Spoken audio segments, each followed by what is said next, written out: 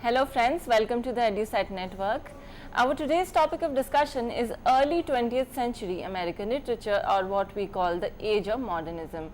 And for this discussion we have with us in the studio Dr. Bhim Singh Daya, former Vice Chancellor Kurukshetra University and Professor of English. He's also the chief editor of the Journal of Drama Studies, an international journal of research in world drama in English, including translation. So we are of course very privileged to have Sir here with us and to talk about the age of modernism, and with this we request him to begin our today's lecture. Thank you for coming, sir. Thank you. Well, as we have been tracing the history of American literature right from the beginning, we have seen that history and literature are interrelated. You cannot understand literature without relating it to history. And we saw how political and social events ultimately impact the kind of writing there comes out in any particular age. To begin with, we saw how the War of Independence and the freedom that America achieved in 1776 brought new literature headed by Emerson, Thoreau and others.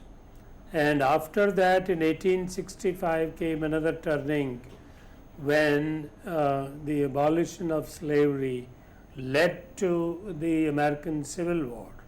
Hence, that led to the age of realism. Earlier, it was the age of romanticism or idealism. Now, after the age of realism, we enter the 20th century. The historical event which impacted the literature of this period was the First World War, which began in 1914 and ended in 1918. So the post-war literature that came out after 1918 is called the modernist literature. Now, what happened in this war? What kind of impact it had? Well, it was the first war where so many countries of the world were involved.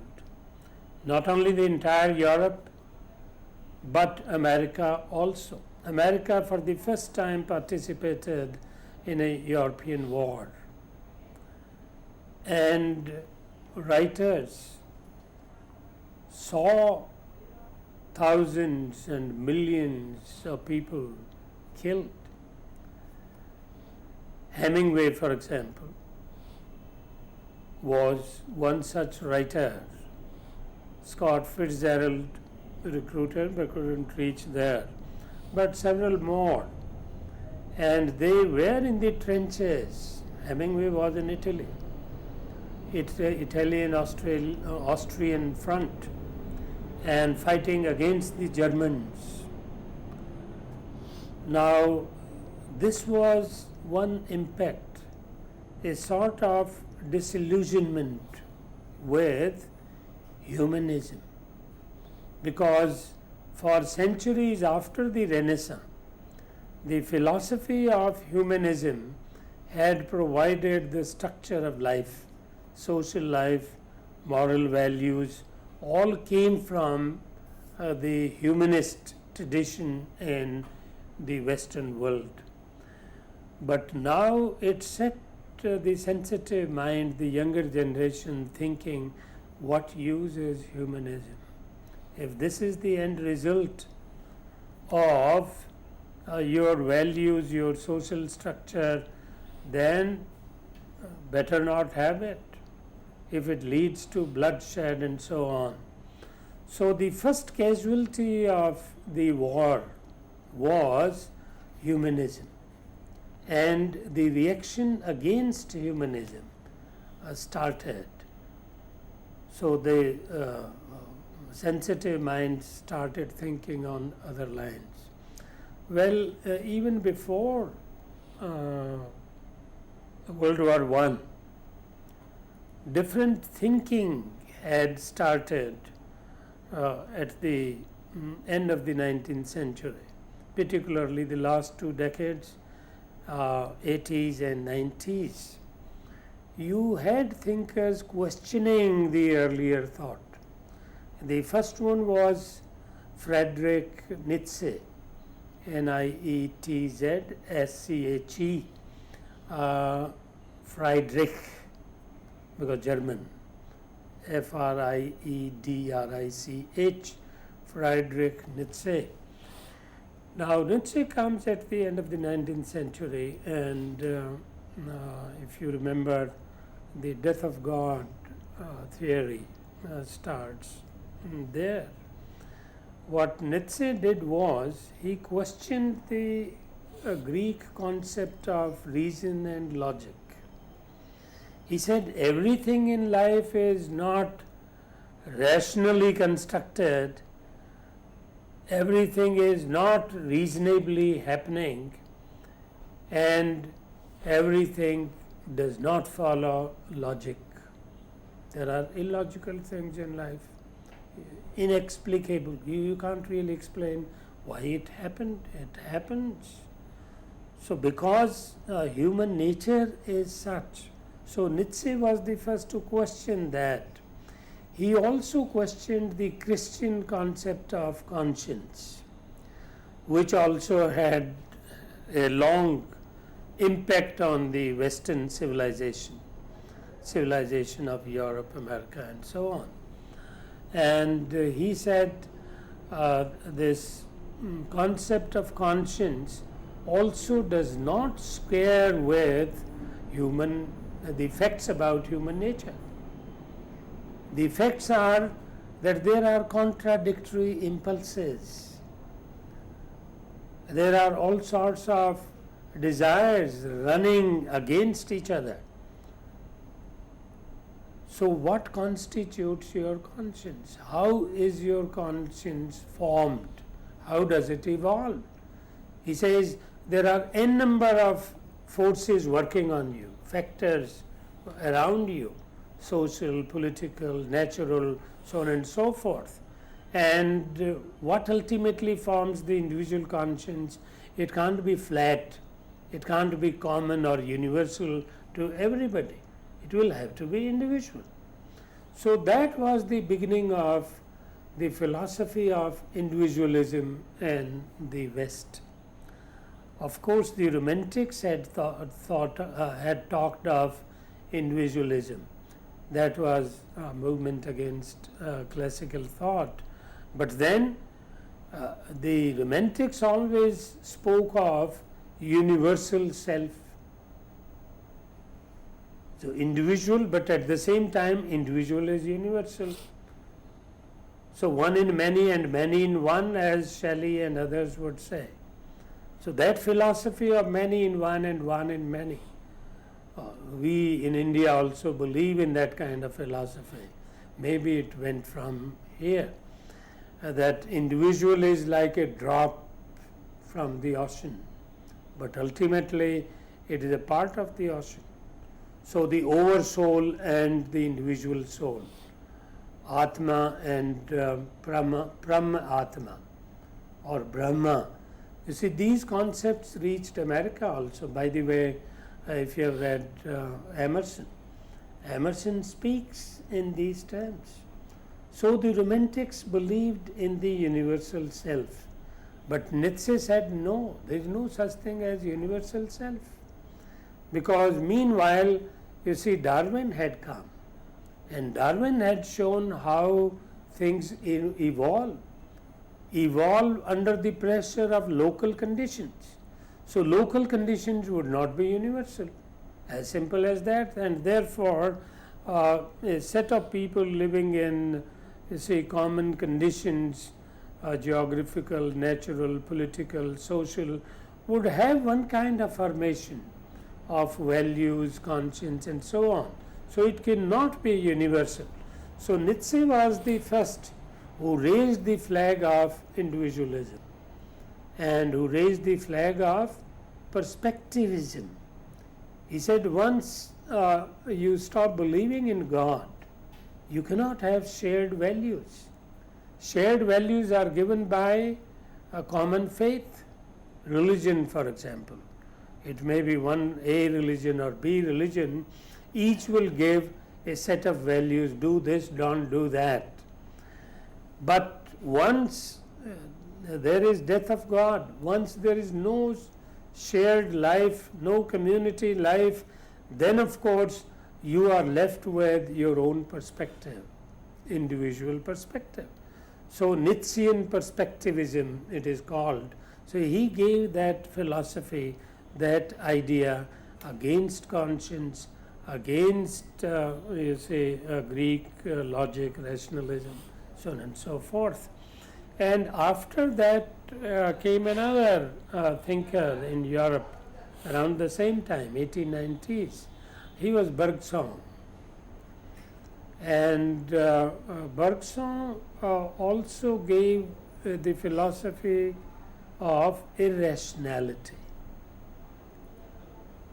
He said human mind is not rational nor logical, and therefore you cannot really construct your values, literary or ethical, on the basis of this concept of human nature, because it is irrational. There is nothing rational here. If it were rational, you could construct your aesthetics, your poetics, your ethics. But since it is not rational, you cannot really do that.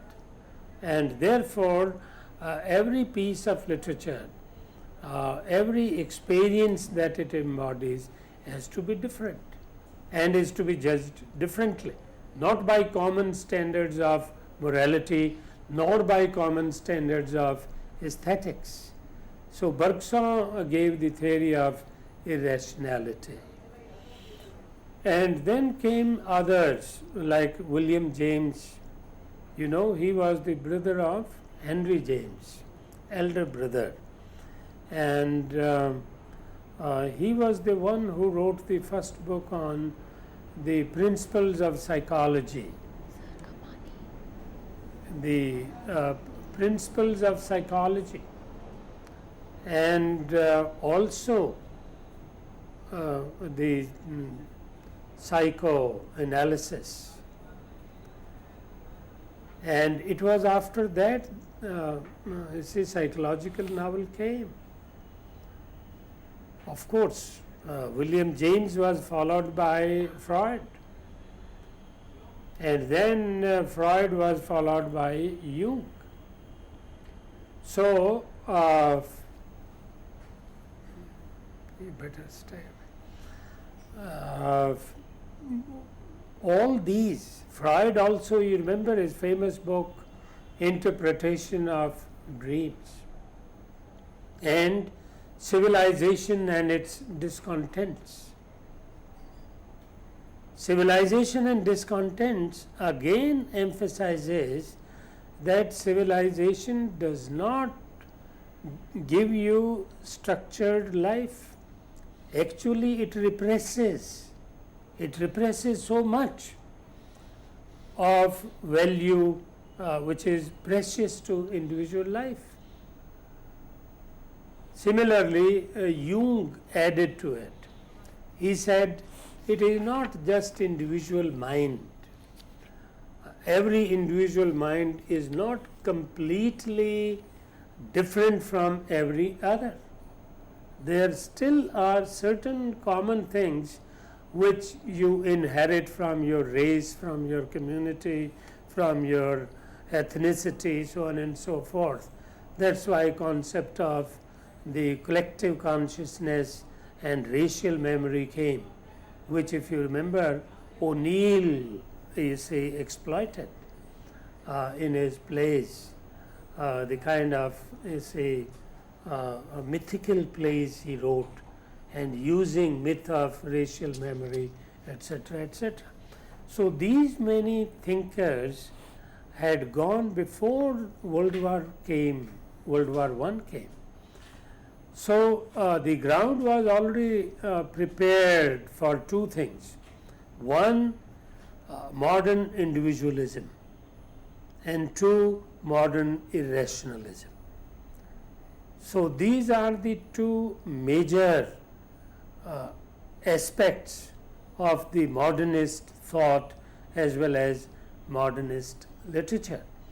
Now, so far as literature is concerned, the two leading figures were Ezra Pound and T.S. Eliot, both American. Ezra Pound, in fact, was a sort of literary dictator. Whatever he said was carried. And the main attack or target of attack for these modernists was romantic literature, romanticism. Like Ezra Pound attacked Wordsworth, Eliot did it. You remember Tradition and Individual Talent. Both were critics as well as poets. And every pioneer, every leader of the movement, literary or political or social, has to have a philosophy, has to have a theory. So they gave the theory for modernist literature. And Pound, you see what he said about romantic literature. He said it is emotional leather. It is just vomiting out your emotion recklessly, no form, etc., etc. So they brought in neoclassicism or new classicism, restraining the free expression of your emotion. And that's why, if you remember, T.S. Eliot also attacked Wordsworth. He said, poetry is not the turning loose of emotion. Rather, it is turning away from emotion. And the man who suffers and the poet who writes are two different persons. They are not the same. Therefore, you don't have to mix up your personal self with the poetic self. The poetic self is objective. The personal self is subjective. That is why he thought of objective correlative. Remember, he gave that theory of objective correlative, that the purpose of art is to objectify personal emotion and to make it then general and universal. So tradition and individual talent, that is where he gives this theory of objective correlative. And that is why he said the poet looks for a symbol, for a myth, for a metaphor to communicate his emotion. He doesn't directly express it. He does it indirectly. So it was poetry of indirection. If romantic poetry was poetry of direction, modernist poetry became poetry of indirection. And that is why they thought of, you see, indirect ways of communicating your emotion. That's why irony became very important. Satire became very important. Invective became very important. Myth became very important. Symbol, metaphor, all these analogy, all these devices of indirection, saying things not directly but indirectly. You remember his first poem, Love Song of J. Alfred Prufrock. So his first volume of poems that came out in 1918 or 17 was Prufrock and Other Poems. And the Love Song of J. Alfred Prufrock, you remember, opens with let us go then, you and I, when the evening is spread out against the sky. You see, it expects in the traditional mind the old romantic atmosphere, as if you are asking your love to go out when the weather is fine. But then comes the third line, let's go then, you and I, when the evening is spread out against the sky, like a patient etherized upon a table. So it is not a romantic evening, the patient etherized upon a table. So it's a metaphysical image. You have to work it out.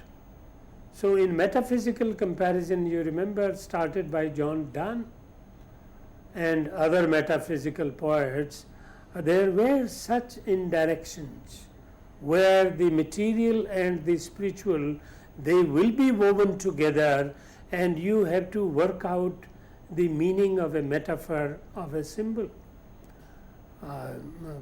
Donne, for example, uses astronomy, astrology, comparing the lovers to two planets, so on and so forth. So he uses that knowledge, metaphysical knowledge, to communicate the experience of love. Similarly, Eliot is using the modern thought and modern conditions. So you have to work out the metaphor of the patient etherized upon a table. So what is a patient etherized upon a table? Temporarily dead. It has been etherized, anesthesia, but actually living. So Eliot found in patient etherized a fit symbol for the modern man. He says the modern man is seemingly living but actually dead, because he has been mechanized by too much of development of materialism, science, technology. And now science and technology is not merely surrounding human society, it has gone within every individual. So it has become your own, psyche. It gives you habits, it gives you values. For example, we'll not say whether somebody is honest. We will expect efficiency.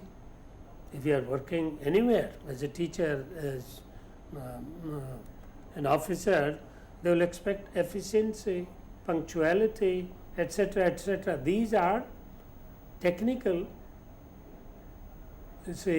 scientific values, not moral values. Moral values will be, whether you are good, whether you are honest, whether you are dedicated, devoted to your work. But we don't expect all that. When your ACR is filled, it is these things, your efficiency, your punctuality, your output, so on and so forth. Input, output, like the industry. Again, so Eliot said, we have been so mechanized, particularly the Western man, that the human element is almost squeezed out. And therefore, he is no better than a patient etherized upon a table. That is why he calls the Western civilization the wasteland. He says spiritual life is no longer there. Spiritual has been substituted by the mechanical. And that's why he speaks of the revival of Christian civilization. That's why they blame the Renaissance, because Renaissance had brought secularism, rationalism, democracy, science, and it is on the values of these things that modern civilization has evolved itself. Unfortunately, both Pound and Eliot were conservative thinkers, conservative poets, but they dominated the 1920s or the literature between the two wars, First World War and Second World War. Second World War came in 1939, first ended in 1918. So these 20 years, 20s and 30s, 20s particularly, because 30s something else also happens and things change. Like in every age we have seen the early and the later. So even within modernism you have the early and the later. So Pound and Eliot belong to the early phase, 1920s. And they dominated the scene all over in 1920s. And their conservative thought was anti-rational, anti-secular, anti-science, anti-democracy. If you read Pound's Hugh Selwyn Moberly, see, he makes fun of democracy. He makes fun of the common people. Similarly, Eliot does. So both believed in racism, racial thought, and that's why they were accused of anti-Semitism, means against the Jews.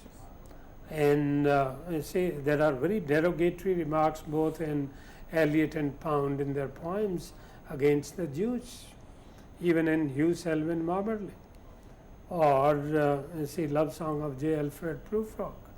So these poets were highly conservative, and they were actually selling medievalism, sugar coating it as modernism.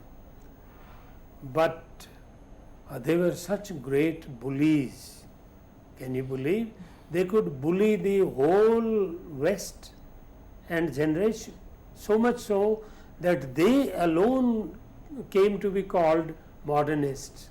And the actual modernists who had modern minds, who were secular, who were scientific, who were socialists, who were Democrats, they were dubbed as contemporaries. They are not modern. And who were they? H.G. Wells, Galsworthy, Bernard Shaw. You see, these were the people who were real modern minds. They were for science, modern science. They were for modern democracy. They were for modern secularism. But then these people were able to bully, and they were sidelined, the real modernists. It was only after the 20s, after their dominance subsided, that due place was given to the real modernists. So that is the story of the first phase of modernism. Of course, what remains is the real impact of war, where modernism began, is in the novel, not in poetry. And novel is Hemingway, Fitzgerald. These were the two important novelists of the 1920s. Hemingway himself had fought in the war, and he came back disillusioned. That is why this generation, which had experienced war, it came to be called in literary criticism later as the lost generation. Yes. So Hemingway belonged to the lost generation. Fitzgerald did. You remember their novels? The first novel, 1926, The Sun Also Rises. Its British title was Fiesta. The American was The Sun Also Rises. The title is taken, of course, from the Bible. But then it deals with the post-war disillusionment. It pictures the lost generation where you have these Americans living in Paris doing nothing except drinking and sexing the whole day. That's how they are living. Brett Ashley, the woman around whom most of these leading characters, they hang around. She is that type of woman anyway, because she also belongs to the lost generation. She lost her husband in First World War, not husband, love, and thereafter she also lost the way. So this lost generation was trying to rise on its feet, trying to find a new set of values, because the old values were not hold good. That is what Hemingway said. Therefore, we have to evolve, but you can't live without values. You can't live in lostness. Ultimately, you have to come out of lostness. You have to come out of confusion and find your own values. That's what Jake Barnes does. And he finds a set of secular values: value of love, value of friendship, value of solidarity, etc., etc. So rediscovering these values are humanist values, but through the confusion of the lost generation. That's what Hemingway did. Similarly, Scott Fitzgerald, you remember his famous novel Great Gatsby. You see, that is the other side of the story of modernism. The materialism, the boom, the economic boom of the 1920s. So there the hero, Gatsby, the real name is J. or John Gatsby, but then he came to be called Great Gatsby because he becomes so rich that in New York everybody invited or uninvited goes in the evening and joins his parties, which he is throwing every evening. Parties of drinking, eating, but then no one knows how he became so rich. That is the story of the economic boom, because all sorts of unethical entrepreneurs, we see it here also. You see, from rags to riches, that story, it happens in societies where you throw open entrepreneurship. So long as you are progressing, as you are multiplying your money, doesn't matter how you do it. So everything is all right in the game. That's what Gatsby is. So Hemingway and Fitzgerald show you two faces of modernism. One, the material and industrial phase, the economic boom, and the other, the disillusionment caused by the war. So that is the story of the first phase. But then, as in the case of every other movement, here also comes the second phase. Second phase is 1930s. Now, in between, something has happened. War had its immediate impact, but then when the war was going on, Russian Revolution had also taken place. That took time to have its impact, because war was so violent, it had immediate impact. Russian Revolution took time to spread. After all, it was a political movement. It was a total transfer of power from the elite to the common people. Not a small thing. It had never happened in history, in the modern history at least. So for 2000 years, people had seen different kinds of regimes, governance, but not this kind. So it took time. And the impact came about in 1930s. So the writers world over, see, they changed. In England itself, you remember the Auden group, Auden, Stephen Spender, C.D. Lewis, etc. You see, this group of the 1930s They were Marxists by conviction, socialists, and they were writing about factory hands, you see, people, working people anywhere, and writing poetry about them. No longer conservative or aristocratic poetry like Eliot or Pound wrote. Even the novel in fact had a greater impact. Hemingway in the 1930s, 1937 to be more precise, he wrote that novel called To Have and Have Not. You see, the very vocabulary comes from Marxism, to have and have not. So he was also impacted by this. And then, see, For Whom the Bell Tolls, about the Spanish Civil War, which was a prelude to the Second World War. So there also he is on the side of the Russians, because Russians also have a stake in this Spanish Civil War. So the American hero, the Hemingway hero, he is on the side of the Americans, fighting from that side. Of course, later he gets disillusioned, but it is there. And even more than Hemingway, a new face comes up in the American novel and American literature. He was John Steinbeck. So he is the real writer of the 30s. Hemingway continues to be the writer of the 1920s, because he couldn't get away from the psyche of the lost generation. But John Steinbeck, he wrote about the real change that was taking place. Now, it was not mere industrialization.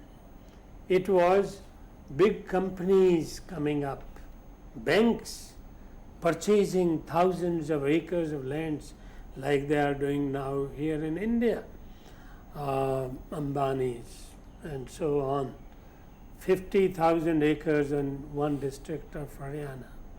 Now, this kind of big company owning the economy of the country.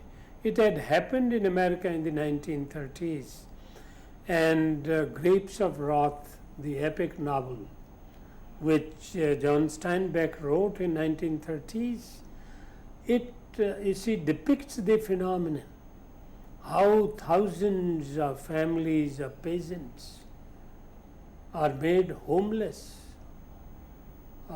They have to migrate, they have to vacate their villages, their lands, and they start moving towards the west. They have been given a false dream. They say there you will get work, there are grapes, and you see, just by plucking a few grapes, you'll make money. Every day you get so many bucks, so many dollars. But you know what happens? Half the families die on the way before they are able to reach California. And those who reach, the moment they try to touch the grapes, there are electric wires. So you get the shock, and that is coming out of the dream they had been fed on. All this Steinbeck depicts in Grapes of Wrath and shows the plight of the common people. So here was Marxism working through his narrative, and he is the tallest figure of the 1930s. But then there were other writers like Robert Frost, started in the 19th century, continued right through the middle of the 20th. You remember he was there when John Kennedy became the President of America in 1962. He was still there. So like W.B. Yeats, beginning in the 19th and going through a large part of the 20th century, similarly Robert Frost.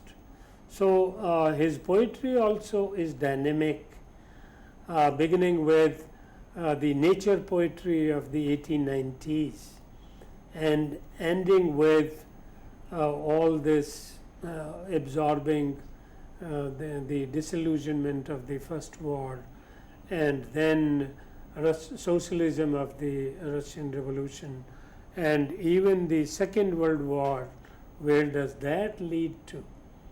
Further kind of confusion, we will come to it later. So all that is depicted there. Another figure similar who continued through more phases was Carl Sandburg. Carl Sandburg started writing in the early 20th century, even before modernism, the first decade, and his famous Chicago poems, where he is celebrating industrialization, just like Whitman did. But then gradually, when war comes, poetry changes. And then the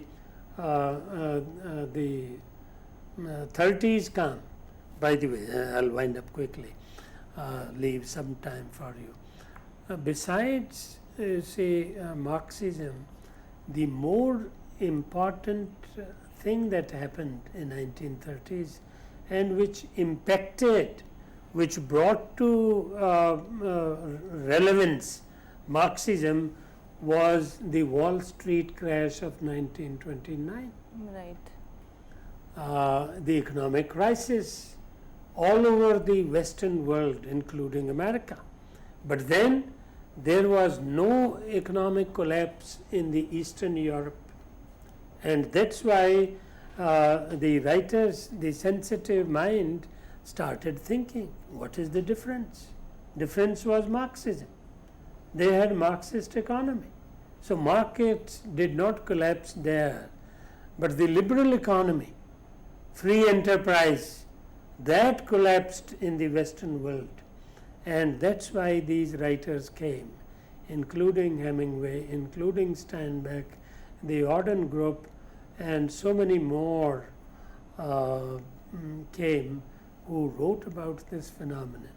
So that's how the modernist phase ends, from the first to the second, First World War to the Wall Street crash of 1929.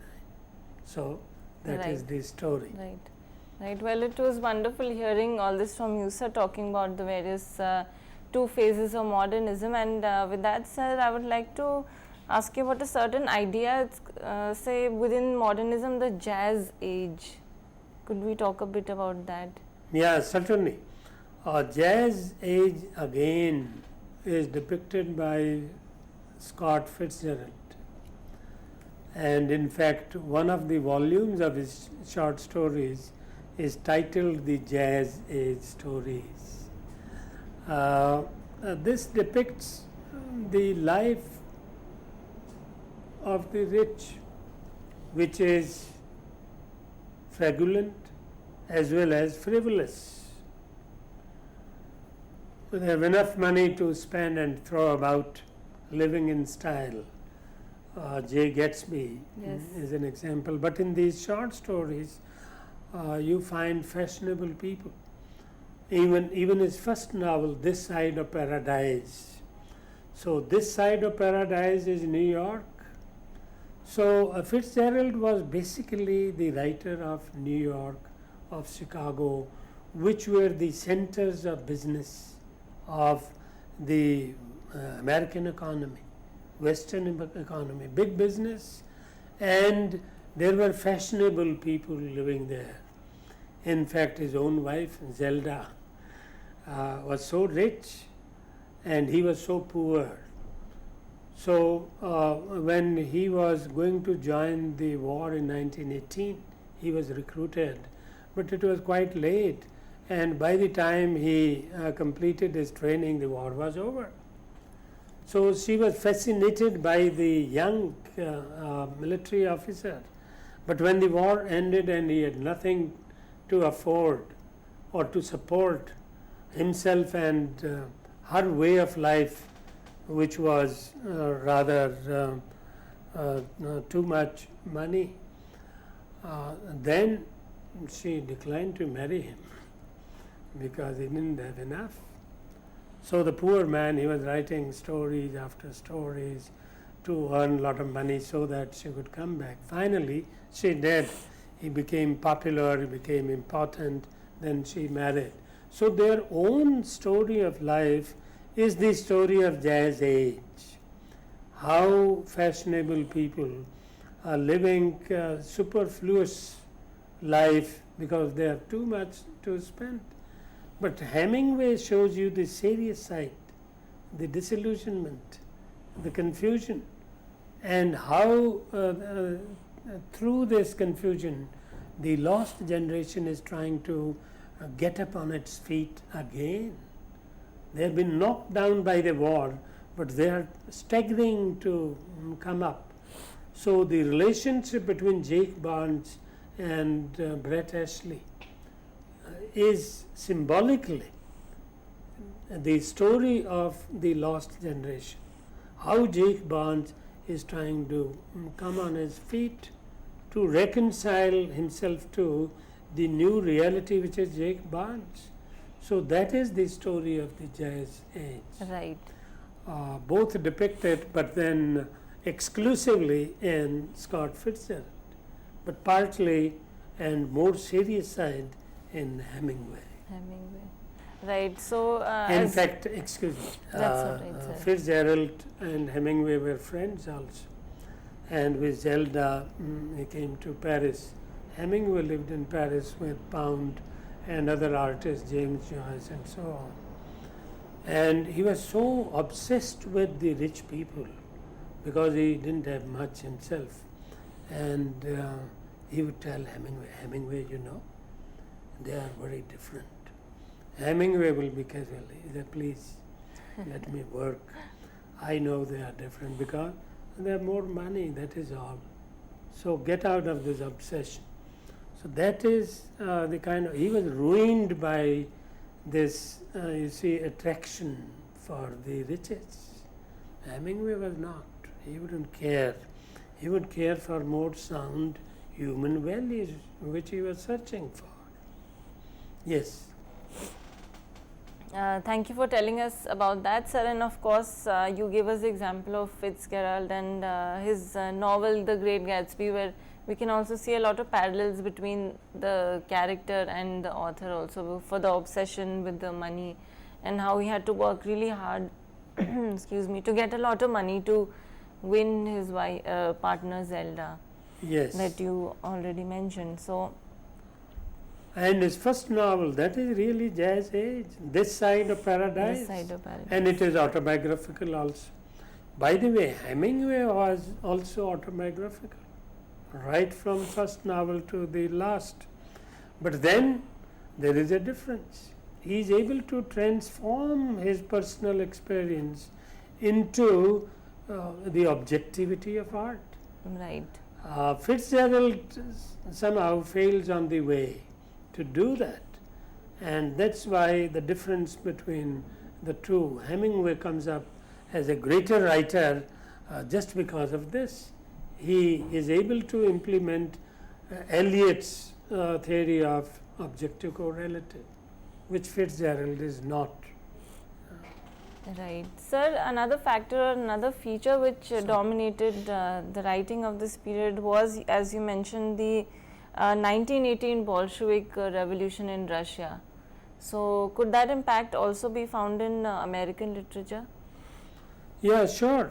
As I said, Hemingway himself, beginning with the lost generation, and imagine writing to have and have not, which is the story of somebody who is operating, of course, illegally between Cuba and the west coast of America, south, of course, of Miami. So between Cuba and Miami, he is smuggling the Cubans into America, and that was quite a phenomenon of the time, illegally making money. But then, why is he doing so? Hemingway tries to analyze, tries to reach the bottom of the problem, and he finds the crash of 1929, how it threw thousands of people out of jobs, how they were starving. And then when you are starving, you don't think of morality. The first thing is to fill your belly, so anything. So many of them took to illegal activities also. So the novel is about that. Even he loses his hand in one of the incidents where there is firing between the toughs who wants to take away his money also, and using his boat for illegal activities of smuggling the Cubans into America. A poor man, he loses his hand, and yet he has to continue with his illegal activity, otherwise he can't feed his wife and children. He has a wife and children. So that pathetic life, that was an impact of the revolution on Hemingway. Definitely, sir. And as you mentioned, that the Great Depression also had a lot of impact on the writing, which the Great Depression and then also the stock market crash of 1929. And a lot of writers, in fact, also went on to write about it even later, even after early 20th century. They continued to evolve and work with these themes because they themselves experienced it. And so that idea comes into their writings. And yeah, sure. Sir, also during 1920 to 33, there was also the prohibition of alcoholic beverages consumption and sale. Production, consumption and sale, these were banned in the US between 1920 to 33.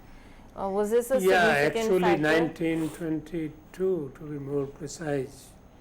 That's when they had done it, the Prohibition Act. It was an experiment, Puritan. Yes. Puritan is a mentality working, but it didn't work. Smuggling started, illegal activities started, and Hemingway, if you have read The Sun Also Rises, there is an older American couple, and they have to come to Paris on a visit. So Hemingway slighted the American tourist mentality because he said this tourist mentality of America speaks of their non-seriousness. Their attitude to life is go from place to place, don't respond to anything serious, don't register hunger, poverty, nothing. If you remember in The Old Man and the Sea, his classic novel 1952, yes. which brought him Nobel Prize. At the end of the novel, when the old man is dying, his hands bleeding, 3 days struggle with the fish, then that little boy is a monologue. He's running around to bring coffee and so on because he's involved. At the same time, there is a group of American tourists who don't even look at him, the dying man, and look at the skeleton of the fish he had brought, and no, it was skeleton of the shark, because he was fighting against the shark. And the tourists say, oh, what a big shark it is. Sorry, it was fish. So they didn't even know the difference between the shark and the fish, symbolizing their casual attitude. And they will not look at the serious thing. Somebody is dying. Right. Somebody is bleeding. So there is this tourist couple in The Sun Also Rises, and they are talking to the hero, and they are boasting. The woman says, you see, I voted for prohibition in 1922, but then he smiles because he knows it didn't work. Yes. People took to smuggling and everybody was drinking. Haryana tried that. Yes, they did. In 96 when Bansilal came He came on that plank. So I had written a piece for the newspaper at that time. I said it had been tried in America, it failed. Now it is another trial which is bound to fail again, and it did. Yes. Definitely. So, sir, it has definitely been said also about the age that the chief characteristic of the self in this period was that of alienation. The central character felt very alienated because of surrounding conditions. Yeah, that's why it had started with, you see, individualism. In fact, modernism and individualism sometimes are easily exchangeable, because the whole movement of the individual man, well, it has both sides to it. One, it gives you unlimited freedom. You are not being coerced by the ethics of the community. Do this and don't do that. At the same time, you have to face the horror of isolation. You have no help around. If say so, both sides, the negative and the positive, they are depicted in the modernist literature. The horrors of individualism and the unlimited freedom of individualism. Right, right. And sir, it has also been said that the character belongs to, as you have already mentioned, a lost generation. I will just say this and then we'll have to wind up. So, the character belongs to a lost generation, and Gertrude Stein said this, and the character also suffers from a dissociation of sensibility, the term which T.S. Eliot used, and the character who has a dream deferred, which Langston Hughes says. Dream deferred, yeah. Yes, so this really say symbolizes or say represents the true modernist character in that sense, and I wish we had more time to carry on our discussion with sir, but we shall wrap up the lecture, and we will be here again next month to talk more on American literature, specifically on women writers and other topics which we request you to stay tuned in for. Yes, sir. Yeah, and post-World War II yes, we literature. will talk about post-World War II, postmodern American literature First as women well. writers, and then we catch up Yes. with the postmodern. Yes, for our next month set of lectures. So please stay tuned in, and let us thank sir for being here and sparing his valuable time. Thank you so much, sir, and thank you viewers for being such a wonderful audience. Thanks a lot.